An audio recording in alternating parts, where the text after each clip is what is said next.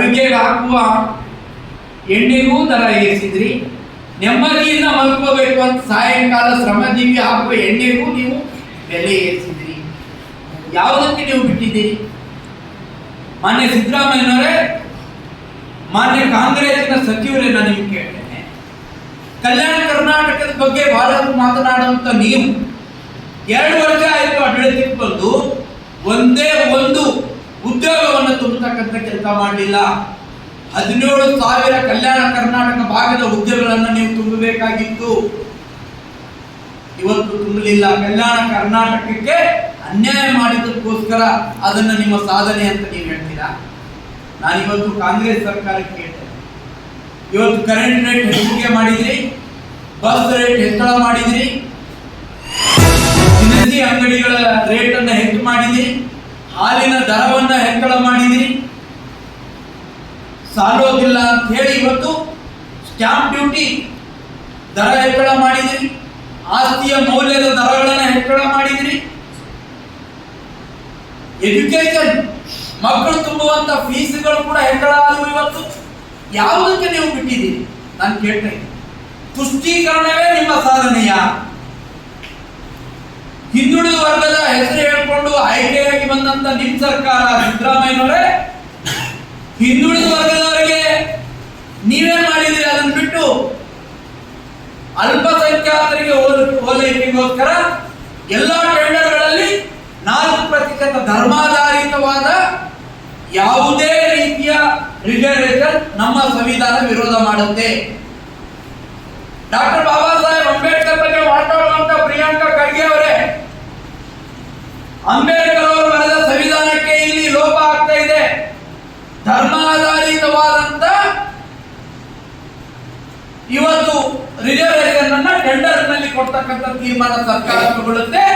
ಖರ್ಗೆ ಅವರಾಗ್ಲಿ, ದಲಿತರಾಗ್ಲಿ, ಹಿಂದುಳಿದವರಾಗ್ಲಿ ತುಟಿ ಬಿತ್ತೋದಿಲ್ಲ. ಯಾಕೆ? ಕಾಂಗ್ರೆಸ್ ಸರ್ಕಾರದಲ್ಲಿ ನೀವು ತುಟಿ ಬಿಚ್ಚಿದ್ರೆ ನಿಮ್ದೇನಾದ್ರೂ ತೊಂದರೆ ಆಗುತ್ತೆ ಅಂತನ? ಹಿಂದುಳಿದ ವರ್ಗದವರಿಗೆ ನಿಜವಾಗ್ಲೂ ಸಿಗಬೇಕಾದಂತ ನ್ಯಾಯ ಈ ಸರ್ಕಾರದಲ್ಲಿ ಸಿಗ್ತಾ ಇದೆ.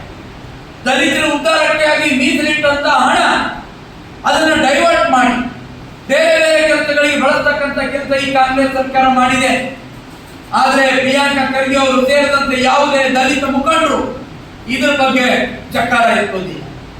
ಕಾಂಗ್ರೆಸ್ ಸರ್ಕಾರ ಯಾವ ಸಾಧನೆ ಮಾಡ್ಲಿಕ್ಕೆ ನೀವು ಹೊರಟಿದ್ದೀರಿ? ಇವತ್ತು ಪಹಲ್ಗಾಮ್ ದಾಳಿಯ ನಂತರದಲ್ಲಿ ಭಾರತ ಯುದ್ಧ ಮಾಡತಕ್ಕಂಥ ಅವಶ್ಯಕತೆ ಇಲ್ಲ ಅಂತ ಹೇಳ್ತಕ್ಕಂಥ ಮುಖ್ಯಮಂತ್ರಿಯವರೇ, ನೀವೇನು ಮಾಡ್ಲಿಕ್ಕೆ ಹೊರಟಿದ್ದೀರಿ? ಪೆಟ್ರೋಲ್ ಡೀಸೆಲ್ ಬೆಲೆಯನ್ನು ಹೆಚ್ಚಳ ಮಾಡಿದಂತ ಸಂದರ್ಭದಲ್ಲಿ ಪ್ರಶ್ನೆ ಮಾಡಿದ್ದಕ್ಕೆ ನೀವು ಹೇಳ್ತೀರಿ ಪಕ್ಕದ ರಾಜ್ಯದಲ್ಲಿ ನಮಗಿಂತ ಹೆಚ್ಚಿದೆ. ಪಾಪ ಸಿದ್ದರಾಮಯ್ಯನವರು ಪಕ್ಕದ ರಾಜ್ಯಗಳಿಗೆ ಅಷ್ಟೇ ಹೋಗಿದ್ದಾರೆ.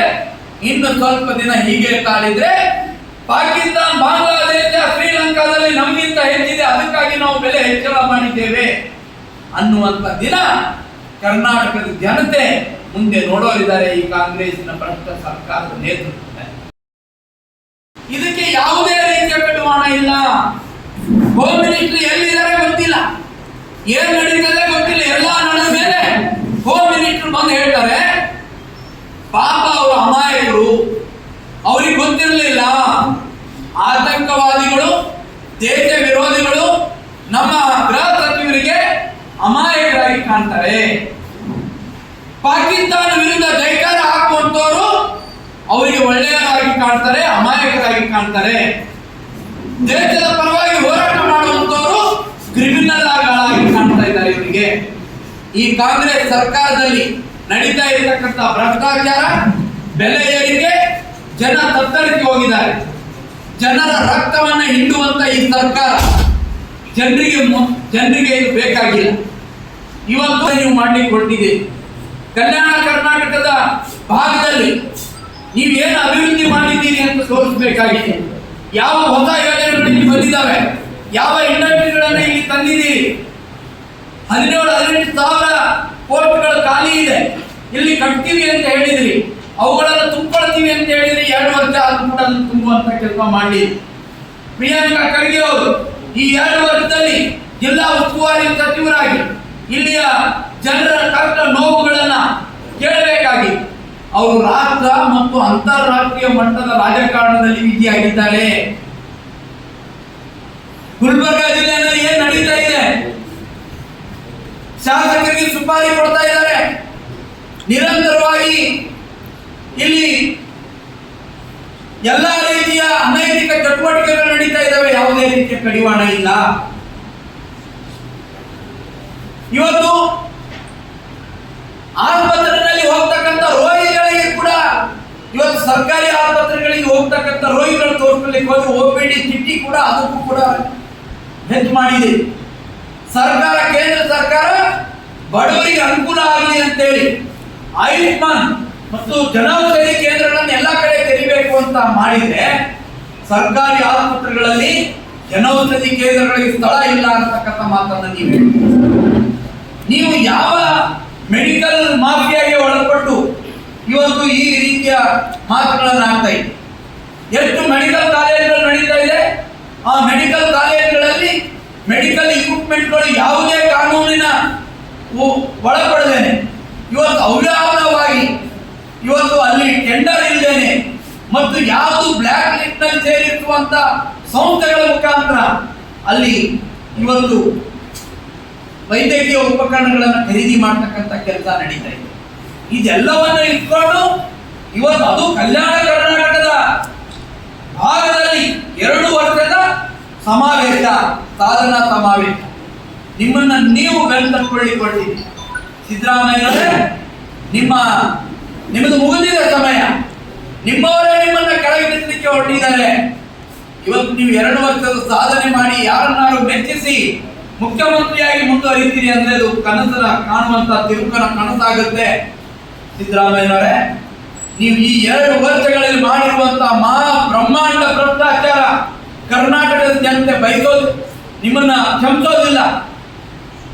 ಈ ಎಲ್ಲ ನಮ್ಮ ಪ್ರಶ್ನೆಗಳಿಗೆ ಉತ್ತರ ಕೊಟ್ಟು ನೀವು ಸಮಾವೇಶಗಳನ್ನು ಮಾಡಿ ಜನರ ಹೊಟ್ಟೆ ಮೇಲೆ ಬರೆ ಎಳೆದು ಇವತ್ತು ತಟ್ಟೆಗೆ ಕಾಸು ಹಾಕಿ ತಟ್ಟೆಯಿಂದ ನೋಟ್ ಎತ್ತುಕೊಳ್ಳುವಂತ ಕೆಲಸ ಇವರು ಮಾಡ್ತಾ ಇದ್ದಾರೆ.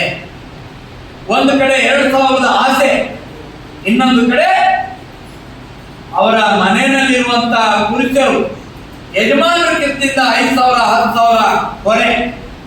ಇದು ಕಾಂಗ್ರೆಸ್ ಸರ್ಕಾರದ ಸಾಧನೆ. ಯಾವುದೇ ರೀತಿಯ ಅಭಿವೃದ್ಧಿ ಕಾಮಗಾರಿಗಳಿಗೆ ದುಡ್ಡು ಬಿಡುಗಡೆ ಆಗಿಲ್ಲ.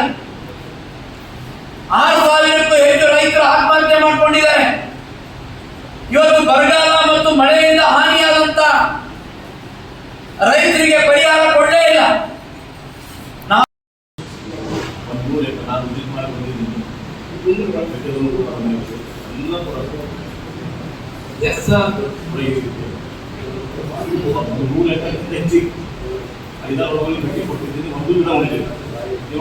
ಎಲ್ಲ ಕಟಿಂಗ್ ಆಗ್ತಿವಲ್ಲ, ಫುಲ್ ಕಟಿಂಗ್ ಆಗ್ತದೆ.